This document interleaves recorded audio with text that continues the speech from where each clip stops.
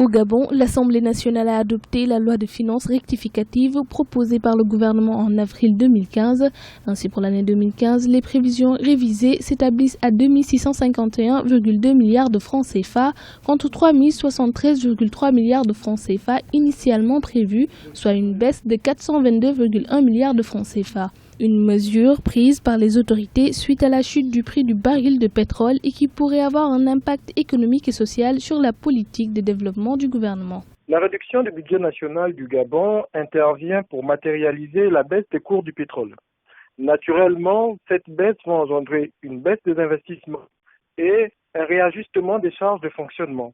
Il y a donc un impact non seulement au niveau de la politique générale du gouvernement, qui va s'en retrouver avec des moyens beaucoup plus réduits, et puis sur la stratégie qui a été définie sur le moyen terme et le long terme, en termes d'investissement au niveau de la nation et en termes de politique de développement et politique sociale, notamment pour tout ce qui est investissement à l'intérieur du pays pour les travaux lourds comme les travaux routiers, notamment et les grands travaux d'infrastructure.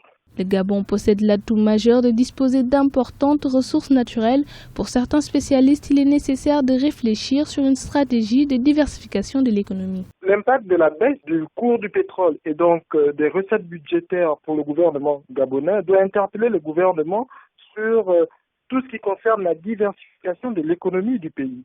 Parce que, en fait, c'est bien parce qu'on a une économie basée sur un produit fort en particulier que l'impact de la baisse se reproduit fortement sur les ressources de l'État. Il faut donc diversifier l'économie de façon à faire en sorte que d'autres secteurs à forte valeur ajoutée, à fort potentiel et fortement employeurs viennent alimenter les caisses de l'État pour faire le contre-coup de façon à ce que l'économie gabonaise ne soit pas toujours procyclique.